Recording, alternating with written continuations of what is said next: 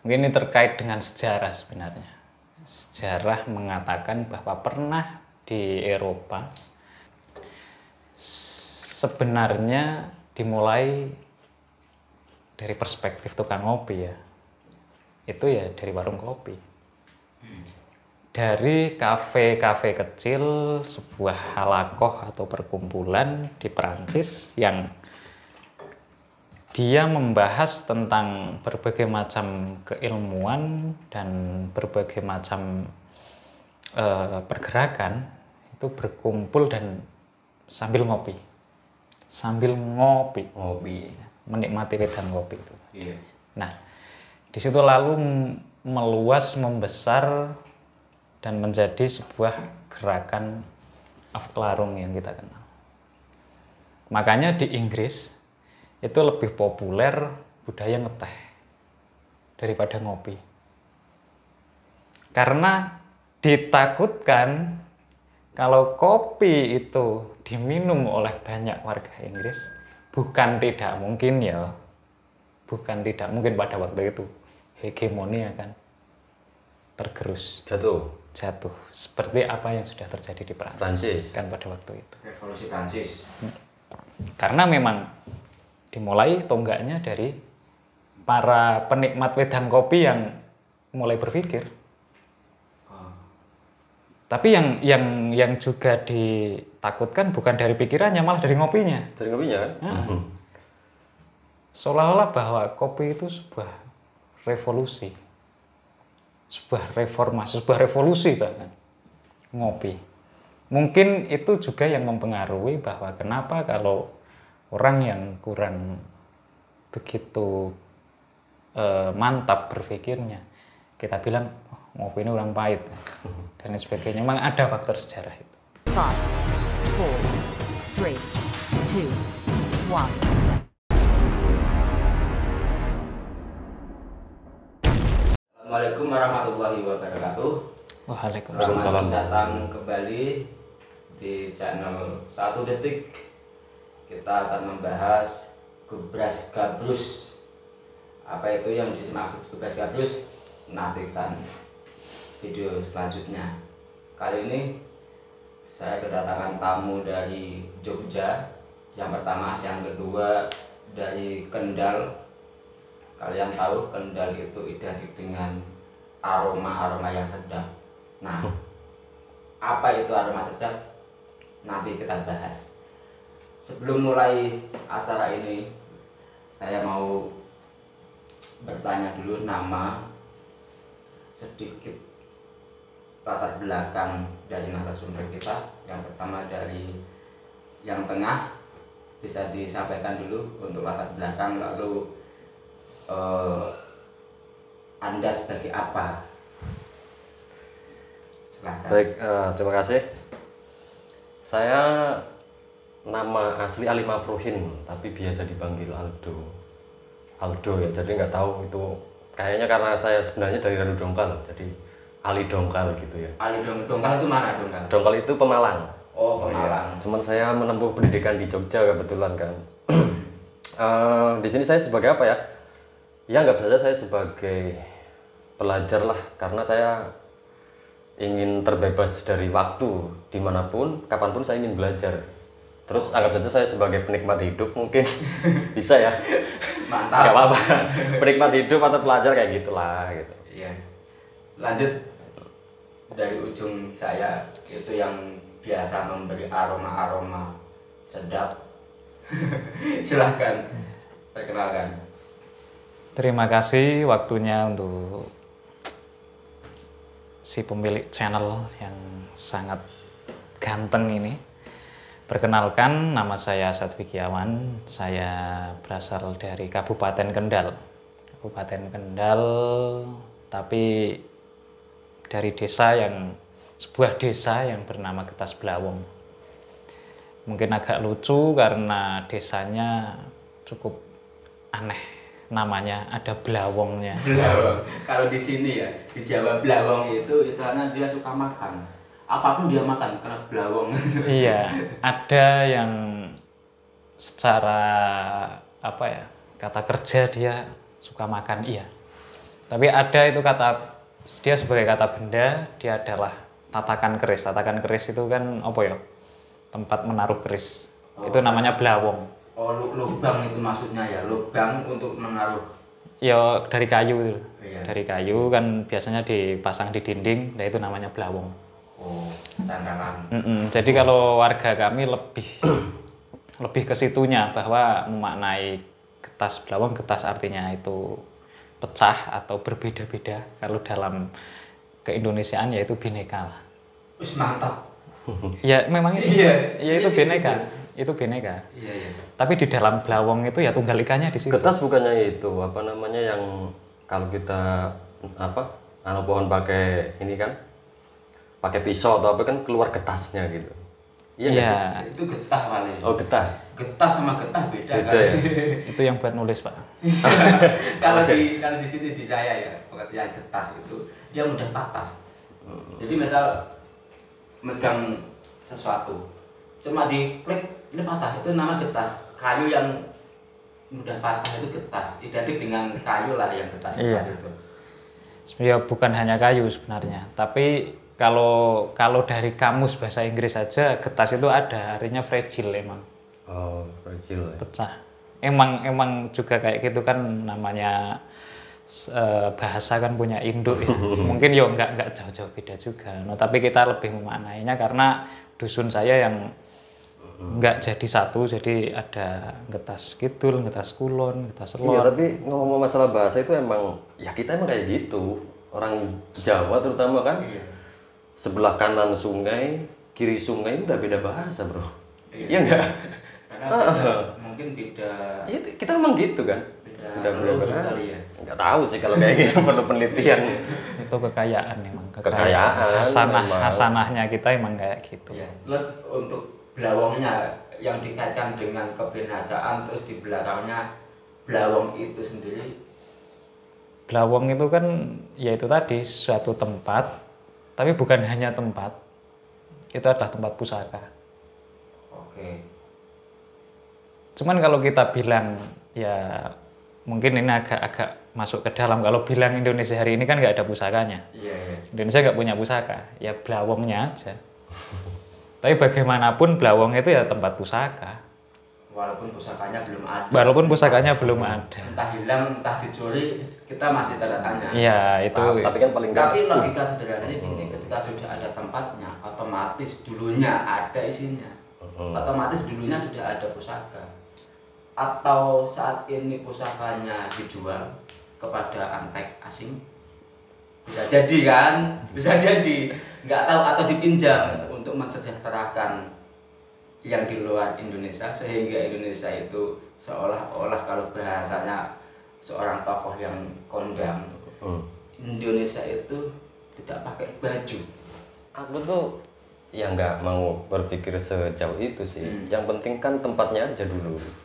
Kalau tempatnya ada kan kita mau ada pusaka kan paling enggak suatu saat. Kalau memang dikatakan sekarang belum ada pusaka nih ya. Iya. Kalau kata kamu bro ya, nggak ada pusaka kan, hilang atau nggak tahu lah. Tapi paling enggak kan kita punya harapan suatu saat kita punya pusaka. Nah kalau kita punya pusaka kan paling enggak udah ada tempatnya, gitu. Itu aja. Oh, tapi Blawong itu kan. kata-kata pusaka kan identik dengan, kalau zaman sekarang pusaka itu disebut ketika ini peninggalannya kerajaan ini. Iya. Iya.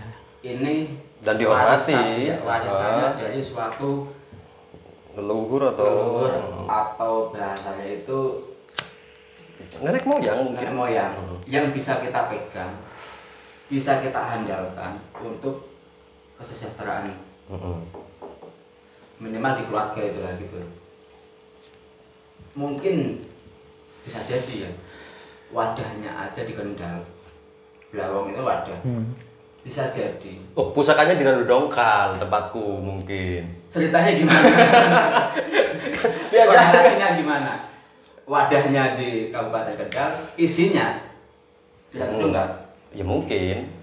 Ya kan aku ini dong nasionalis kedaerahanku dong. Iya. Ya kan? Iya. Ya. Tapi kalau bicara tentang Kendal dan Pemalang itu memang ada hubungan sejarah sangat kuat. sangat-sangat kuat.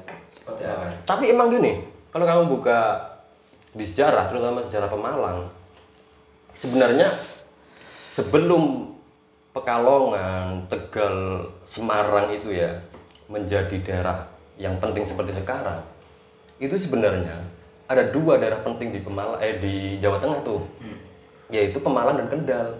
Ya enggak lah. Itu sejarah bro. Paling penting ya Semarang, karena Semarang ibu kota. Ya, tapi kita bicara waktu kan berkembangnya waktu. Ini kita bicara sebelum kemerdekaan loh, jauh loh. Jauh juga ketika bicara soal daerah yang istimewa Kendal dan Pemalang. Jangan lupa ada Demak waktu itu. Ya, ya, semua orang tahu lah Demak Bintoro. Cuman, tapi nggak tahu sih. Maksudku tuh kalau aku orang Pemalang kan, jadi emang aku baca sejarah Pemalang. Emang Pemalang itu kan tua itu kan. Jadi emang kalau aku baca sih seperti itu. Cuman tahunnya saya agak nggak inget sih. Iya, tapi gini bisa dicari dari segi nama daerahnya itu. Tadi kan sudah disampaikan dari Kabupaten Kendal. Khususnya itu Getas Blawong. Dia bisa menyampaikan apa itu Getas Blawong. Terus yang dari Pemalangnya itu, nama Pemalang itu kalau dari bahasa Indonesia Malang. Orang ini Malang. Itu kalau nggak salah ya, aku pernah bahas itu ada sungai yang memang Malang. Malang Lintang gitu. Iya, sungai itu. Iya, cuman aku harus baca lagi sih kayaknya kalau aku juga bukan kurang tertarik, cuman nggak sempet aja baca sejarah Pemalang. Tapi katanya ada sungai itu yang Malang kayak gitu. Tapi ini kan sebagai apa nih? Enggak, latar belakangnya apa nih? Lanjut. Terlalu berkembang nih. Latar belakangnya itu apa ya? Saya itu cukup terdampak dengan COVID. Itu yang menjadikan latar belakang hari ini. Terdampak COVID ya. Iya. Dalam arti karena situasi pandemi dan lain sebagainya yang tadinya di Jogja sudah ada sedikit-sedikit pemasukan, harus pulang ke rumah. Akhirnya bingung karena namanya di rumah yang ada cuma tanah sama tanaman. Ya udah, itu yang saya pegang, dan itu malah jadi bisa dikatakan ya petani lah. Petani yang dimaksud petani apa? Karena penelitian petani itu banyak di sini. Ada petani perkebunan, ada petani perhewanan, ternak, macam-macam. Ada petani, kadang petani perkebunan itu dibagi macam-macam. Ya itu mungkin produk elit ya, nggak tahu. Sebenarnya petani aja gitu kan. Tapi saat ini kan dipisah-pisah supaya mudah mengklasifikasikan. Oh ini petani pohon ini, petani ini, supaya nanti untuk mencari komoditi itu gampang. Kalau mencari komoditas kopi, oh berarti di sini. Kalau padi, oh di sini. Nah, bisa diperjelas di situnya. Ya, jadi di rumah ada tanaman warisan leluhur mbah saya. Itu ya kopi itu. Kopi karena yang namanya anak baru pulang terus bingung, ya sudah ada kopi ya kopi. Tapi kan kalau bicara kopi banyak di Indonesia, bahkan yang sudah terkenal pun ya. Kalau setahu saya ada kopi Lampung yang cukup legenda, kopi Kintamani, kopi Aceh Gayo. Itu yang menurut saya di Indonesia cukup populer. Terus apa bedanya dengan kopi-kopi tersebut yang kopi dari Kendal itu? Begini, kalau mau dibilang bedanya itu sebenarnya kalau bicara kopi di karakter. Kita bisa bilang bahwa di Lampung yang banyak mendominasi Robusta. Tapi di Kabupaten Kendal itu sendiri juga banyak Robusta untuk hari ini. Walaupun ada seperti Excelsa, Liberica, dan Arabica itu juga ada. Tapi di tempat saya kan Robusta, tapi karakternya itu berbeda. Karena itu salah satu anugerah Tuhan bahwa tanah Indonesia itu memang luar biasa kaya dari unsur haranya, di mana tumbuhan kopi itu sendiri dibilang karakter, dia mampu menyerap unsur hara itu menjadi satu karakter rasa, sehingga bisa dibilang bahwa sama-sama Robusta, tapi yang Lampung adalah cita rasa Lampung, Yang Kendal adalah cita rasa Kendal. Yang mungkin seperti Temanggung, cita rasa Temanggung. Nah itu karakternya. Oh berarti untuk melihat kopi itu ciri khasnya bisa dilihat dari sekeliling pohon kopi itu sendiri mungkin ya. Misal kopi Kendal, sekelilingnya misal buah-buahan yang itu manis, yang nikmat, bisa jadi mempengaruhi hasil dari buah kopi itu sendiri. Sangat mempengaruhi, sangat mempengaruhi. Jadi ada fruitinya nanti ada keluar dan lain sebagainya itu memang punya. Tapi ada satu benang merah bahwa oh ini pasti Kendal, oh ini pasti Temanggung, itu ada benang merahnya. Nah itu kalau kita yang namanya rasa kalau dibahasakan kan terbatas.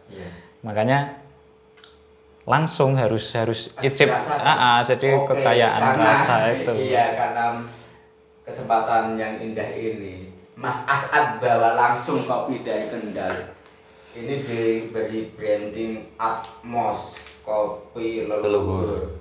Ini ada varian macam-macam, ada Robusta, ada Excelsa. Nah, Excelsa terus. Tapi saya menggarisbawahi di Uwen. Yang dimaksud Uwen ini yang seperti apa? Itu proses pasca panen ya Mas. Jadi pasca panen kita peram atau kita fermentasi. Ya teknik fermentasinya macam-macam. Ada yang dia memakai bakteri, ada yang secara alami aja. Yang jelas diperam. Seperti ya teknik fermentasi kan kayak gitu. Dia diperam intinya. Pembusukan itu kan? Bukan, kalau pembusukan beda lagi larinya. Kalau proses fermentasi itu dia intinya itu setelah saya ngobrol di komunitas kan, itu intinya bahwa memasukkan rasa yang ada di daging itu ke dalam biji. Karena kalau proses natural langsung dijemur, rasa yang di daging itu nggak masuk karena dia menguap. Tapi kalau dia diperam di satu wadah tertutup, dia akan terkonsentrasi ke dalam. Uap itu akhirnya menyatu lagi gitu kan? Enggak, dia terkonsentrasi dari daging kan ada buah, ada daging, ada kulit, ada biji, biji lah. Itu dari daging itu nanti masuk. Kalau jenengan pernah makan kopi langsung yang masih itu kan manis, manis. Nah, ada kecut-kecut. Nah itu coba kita masukkan dengan proses fermentasi itu. Tapi yang namanya fermentasi pasti buah-buahan pasti ada unsur gas yang keluar. Lah justru unsur gas itu nanti yang menekan agar aromanya tetap menjadi aroma yang mantap. Aku mau coba kopinya dulu. Ini yang varian apa ini, Mas? Itu yang Robusta natural dengan proses pengeringan hampir 3 bulan itu, Mas. Jadi sama sekali tidak terkena sinar matahari. Saya proses di bawah genting.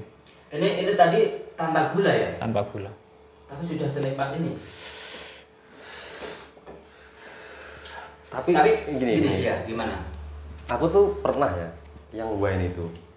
Yang wine itu memang kalau menurutku lebih nikmat itu tanpa gula emang. Oh. Dia itu kayak apa ya? Ya ada rasanya itu kayak kalau kopi kan ya cenderung pahit gitu kan ya. Tapi kalau wine itu ada kecut-kecutnya, bener nggak sih? Iya. Iya kayak gitu. Tapi memang enak gitu loh. Tapi aku pengen tahu gini, apa namanya, seorang Mas As'ad bisa membuat kopi senikmat ini. Dulu di Jogja menimba ilmu apa, Mas? Nah, karena nggak bisa menghasilkan produk yang luar biasa tanpa dilatar belakangi sesuai kemampuan ilmu pengetahuan yang mumpuni gitu loh. Nah, jangan-jangan Mas As'ad ini punya kemampuan atau menggeluti selama pendidikan di Jogja di bidang pertanian khususnya kopi, atau punya penelitian khusus tentang kopi sehingga bisa membuat produk kopi ini dari tanah sendiri, ditanam sendiri, dipanen sendiri, diproses sendiri sehingga bisa kita nikmati bareng-bareng. Di Jogja. Ya, di Jogja itu sebenarnya saya itu cuman penikmat wedang kopi. Saya bilang wedang kopi karena mungkin ini ya autokritik aja ya. Bahwa saya bilang saya penikmat kopi. Wong saya sendiri membedakan mana biji kopi, mana kulit kopi, mana pohon kopi, mana yang daun kopi. Itu aja tadinya nggak tahu, Mas. Walaupun komoditi kopi itu di daerah Iya. asal. Walaupun saya punya. Iya. Sampai segitunya, segitu ketidakpahaman saya. Tapi saya dengan segala kesombongan itu saya di Jogja ngomong bahwa saya penikmat kopi.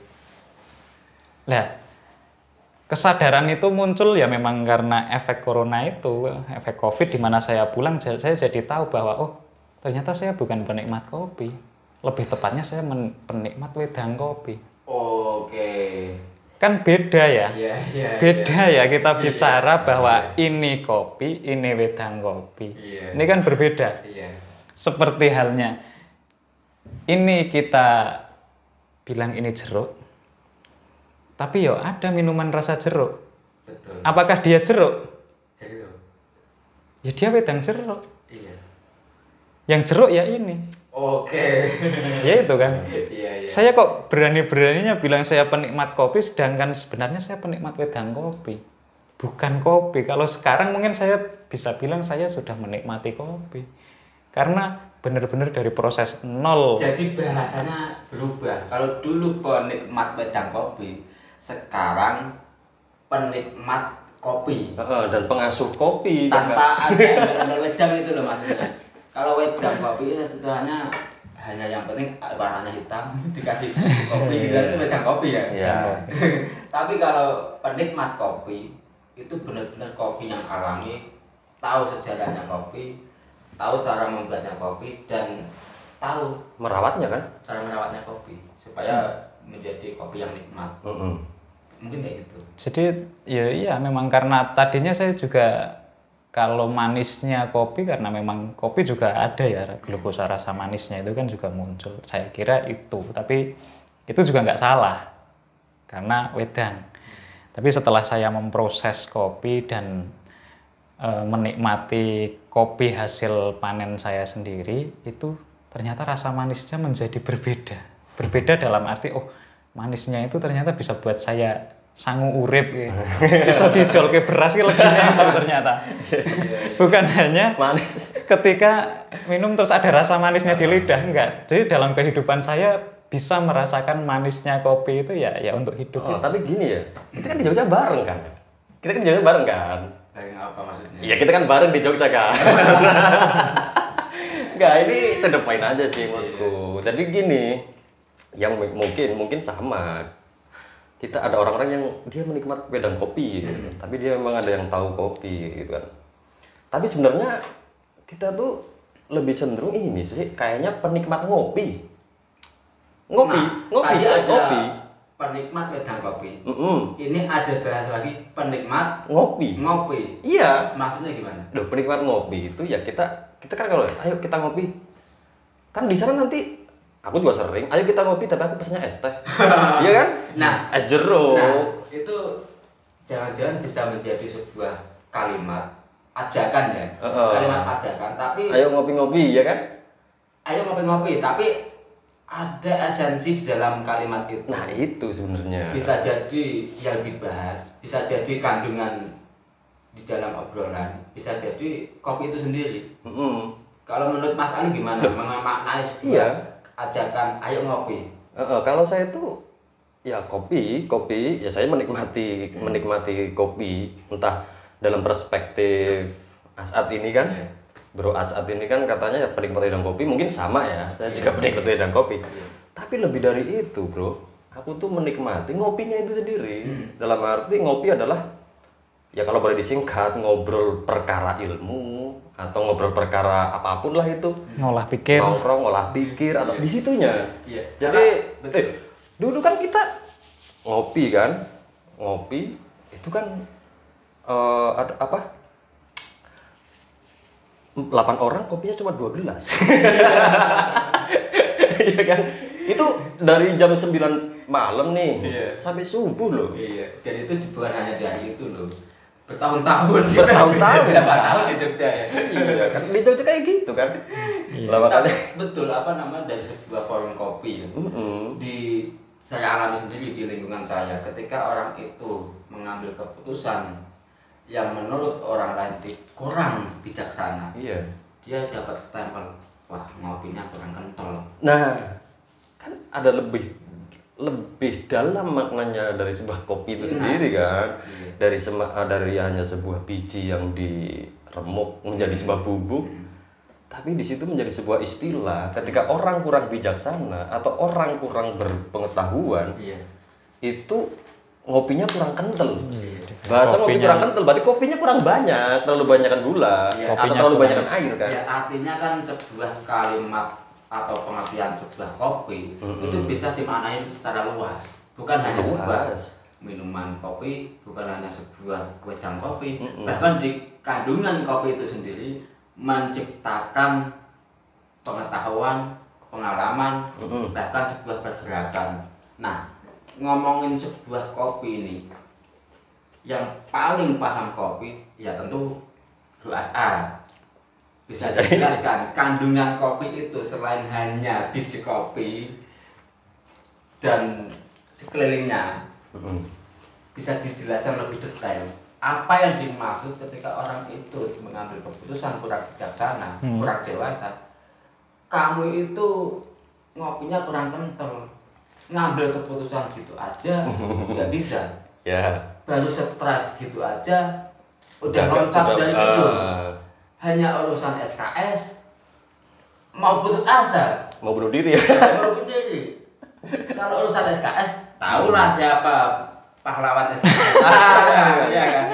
Itu produk dari sebuah warung kopi. Bahkan dulu teman kita salah satu tuh. Coba Mas. Yang nggak selesai, skripnya nggak selesai.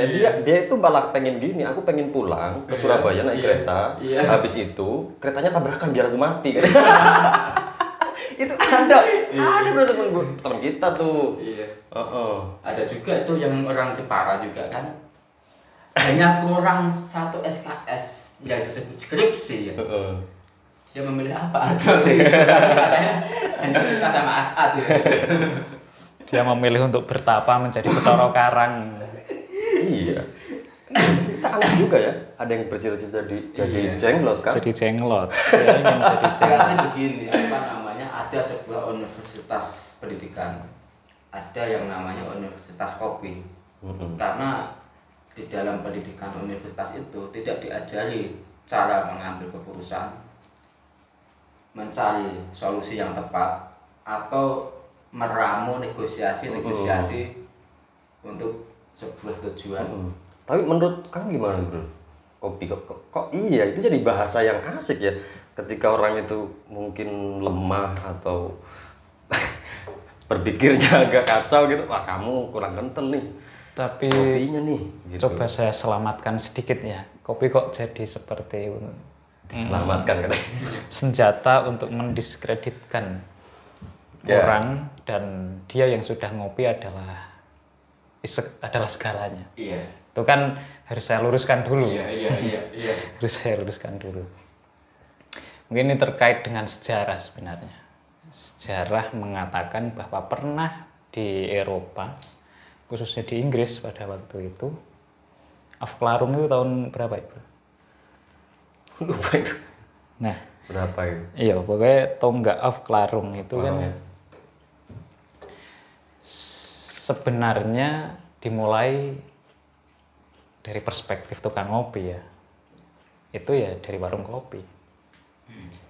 Dari kafe-kafe kecil, sebuah halakoh atau perkumpulan di Perancis yang dia membahas tentang berbagai macam keilmuan dan berbagai macam pergerakan, itu berkumpul dan sambil ngopi. Menikmati wedang kopi itu. Nah, di situ lalu meluas, membesar, dan menjadi sebuah gerakan Afklarung yang kita kenal. Makanya di Inggris itu lebih populer budaya ngeteh daripada ngopi. Karena ditakutkan kalau kopi itu diminum oleh banyak warga Inggris, bukan tidak mungkin pada waktu itu hegemoni akan tergerus, jatuh seperti apa yang sudah terjadi di Prancis kan pada waktu itu. Revolusi Prancis. Karena memang dimulai tonggaknya dari para penikmat wedang kopi yang mulai berpikir. Tapi yang juga ditakutkan bukan dari pikirannya, malah dari ngopinya. Dari ngopinya kan? Seolah-olah bahwa kopi itu sebuah revolusi, sebuah reformasi, sebuah revolusi bahkan ngopi. Mungkin itu juga yang mempengaruhi bahwa kenapa kalau orang yang kurang begitu mantap berpikirnya, kita bilang ngopi ini orang pahit dan sebagainya. Memang ada faktor sejarah itu. Tonggak pergerakan itu ya banyak dari komunitas-komunitas yang bukan komunitas ngopi sebenarnya. Tapi memang secara diplomasi di budaya kita aja, diplomasi politik atau apapun, ngopi ya. Iya. Dan itu nanti berkembang luar biasa pembicaraan di dalam satu ruangan. Konotasi ngopi itu menjadi bahasa yang asik memang. Kayak kita sebut politisi lah ya. Kan ada tuh dulu tuh aku sering itu nonton ngopi bareng Fahri, tau nggak? Iya. Ngopi bareng Fahri Hamzah itu loh. Itu ya ngopi bareng Fahri, bahasanya ngopi, tapi sebenarnya di situ dalamnya adalah diskusi, berpikir gitu kan. Jadi emang ya orang berpikir itu memang lebih enak sambil ngopi. Tapi bukan soal enak sambil ngopi. Ada sesuatu makna yang penting di dalam kopi itu sendiri. Yang salah satunya sudah disebutkan sama Bro As'ad. Tapi ada yang lebih dari itu. Bisa jadi kemerdekaan Indonesia berawal dari budaya ngopi di Nusantara. Bahkan para sufi menciptakan khusus untuk kopi itu sendiri kan, supaya bahwa kopi itu sunnah Islam ya. Tapi gini sih, kalau menurutku, kalau kita ini aja apa namanya dalam perspektif kita aja, kita itu kan orang yang memikirkan segala hal, kita itu orang yang apa namanya mempersepsikan segala hal gitu ya. Tapi logika sederhananya orang itu apa namanya menjadikan kopi itu sebagai budaya bersantai sebenarnya, kayak gitu. Tentu kalau kita ya banyak sih kajian sufi yang kopi lah kayak gitu kan, kohwah tentang. Tapi itu harus dikaji ini, maksudnya harus dibaca dulu, harus ini kan. Tapi paling enggak kopi atau teh lah kan, itu adalah budaya kita itu bersantai. Kita bersantai itu ngopi. Nah, dalam keadaan santai kita itu bisa berpikir jernih sebenarnya. Iya kan?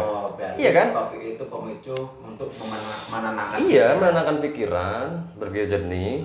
Di situ ada kafein juga kan. Lah di situ dari kejernihan berpikir kita bersantai, kita punya konflik masalah kan nih, misalkan ya tentang apalah gitu. Kemudian ayolah kita ngopi aja dulu bareng, kita selesaikan baik-baik kayak gitu kan. Sebenarnya kalau saya sendiri itu lebih ke situnya, maksudnya ngopi itu budaya untuk bersantai. Kayak bapak-bapak pagi hari misalkan kan saya baca koran, apa ngopi dia. Itu sederhananya. Sederhananya kayak gitu. Atau mungkin kopi itu ada pemicu untuk memabukkan. Kalau ini kan memang ada kafein yang unsur semacam canduan ya. Bukan. Jadi gini ya, sebenarnya kafein itu kan bahan dasar untuk paracetamol, kalau saya tidak salah. Seperti kita lihat di obat-obat yang di warung, yang paracetamol terus penurun pusing dan lain sebagainya, penurun panas, itu coba dibacakan ada kafein sampai 500 mg. Kalau 500 mg kafein itu paling enggak bisa 1 ember gitu minum kopi untuk mendapatkan kafein 500 mg. Karena memang secara ilmiah kafein yang terkandung di dalam kopi itu membuat saraf yang menuju otak itu menjadi lebih lebar dia. Saya pengalaman di situ. Nah, ketika dia lebih lebar, sirkulasi oksigen dan darah ke otak itu lebih lancar. Iya. Makanya stres ataupun pusing itu bisa lebih cepat diredakan. Iya. Tapi memang ada zat adiktifnya karena dia merilekkan itu tadi. Iya. Iya. Ketika kita sehari aja belum ngopi itu agak Iya, gimana? ada yang beda tuh. Tetap Rodok piye? walaupun segelas itu harus ngopi. Iya, rodok piye ngono ya memang ada. Iya. Walaupun itu juga tidak dalam sampai pada tahap candu gitu kan. Iya. Itu kan berbeda. Candu kita larinya ke sakau. Walaupun ada kajian lebih filosofis. Kalau candunya anggaplah marijuana atau sabu itu sama atau berbeda dengan candunya nasi yang membuat kita kenyang. Wong yo kalau kita nggak mengkonsumsi barang itu kita bisa sako, pikiran kemana-mana, badan bisa nggak enak badan. Tapi kalau kita nggak makan toh sama kan? Iya. itu kenapa yang satunya jadi candu, kenapa yang satunya jadi cuma lapar? Padahal efeknya sama gitu loh, efeknya sama. Seperti ada pertanyaan yang cukup menggelitik kan ketika Perang Dunia II. Kalau Sekutu atau Amerika mengebom Hiroshima dan Nagasaki, lalu semua luluh lantah dalam sekian detik, itu tidak kita sebut mereka sebagai fasis. Tapi kalau Jerman dengan pasukan khususnya itu membantai, kita sebut fasis. Padahal efeknya gimana? Itu candu atau lapar? Jadi ini tidak disebut fasis kalau mereka yang melakukan. Nah, sayangnya sejarah kan memang ditulis oleh Para pemenang. Lah, mungkin ya itu masuk lagi ke kita, ke dalam diri kita masing-masing. Lebih memaknai bahwa seperti hal yang kita bahas ngopi ini tadi, kita memaknai kopi kita sebagai pemenang atau ngopi kita sebagai si orang kalah atau kita yang ditulis. Kita sebagai penulis atau kita yang ditulis di dalam kopi. Tapi saat ini bebas orang memaknai sebuah siapa yang menang, siapa yang kalah. Bahkan yang kalah pun bisa ngaku-ngaku menang. Apalagi yang menang merendah-rendahkan yang kalah. Itu fenomenanya saat ini. Ditarik di budaya ngopi, atau bisa disebut orang kalah yang mengaku menang, dia ingkar dengan budaya kopi. Atau yang menang merendahkan yang kalah, dia disebut sebagai orang yang ingkar terhadap kopi. Bisa nggak disebut kayak gitu kira-kira? Karena sama halnya dia mengambil keputusan tidak dewasa, disebut orang yang ngopinya kurang kental. Gitu.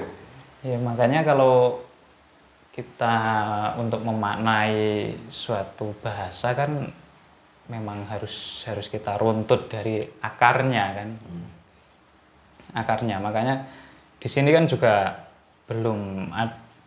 saya juga belum menemukan secara pasti kenapa sampai orang yang bahkan belum cakap untuk berpikir aja bisa dikatakan kurang ngopi. Kurang ngopi. Sebegitu kuatnya itu loh pengaruh kopi di dalam society sebagai suatu bahasa yang mewakili kan.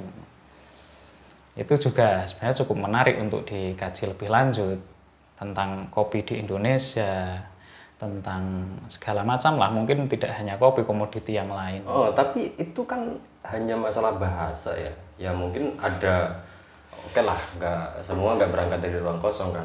Jadi mungkin ada secara-cara yang ini. Cuman sama nggak sih kalau kayak kamu tuh kurang garam apa? Iya kan? Iya nggak? Iya, kalau orang tua kurang makan garam gitu. Iya, kurang makan garam. Saya ini yang sudah banyak makan garam. Jadi kamu ikut aja apa kata saya. Nah, itu kan orang-orang kan bisa jadi orang tua kita yang mengucapkan. Iya. Mungkin karena zamannya beda tuh. Makanya kan ini maksudnya tuh nggak ini masalah bahasa aja gitu. Cuman Istilah ya. sesederhana ya mungkin ya itu karena orang berdiskusi cenderung ya kopi kayak gitu kan. Kita menyanding kopi di situ, orang bersantai bahkan orang gini aja lah. Kamu pas garap skripsi berapa kopi yang dihabiskan tuh? Iya. Iya kan? Karena bagaimanapun juga ya ada beberapa orang sih saya ngopi tetap ngantuk kok kayak gitu kan ada, tapi ada juga atau mungkin ini bahasa umum ngopi itu ya bikin kita itu selalu ini nggak bisa tidur atau fresh lah kayak gitu. Kemudian dengan kondisi tubuh kita yang prima itulah yang membuat kita itu mampu berpikir jernih. Kemudian kalau kita mampu berpikir jernih otomatis kita pintar dong. Saya kira lebih ke ini aja gaya hidup orang tuh ya, gaya hidup orang-orang pemikir dan sebagainya itu berdiskusi dan sebagainya itu apa yang mereka suguhkan pada saat berdiskusi ya kopi itu. Iya.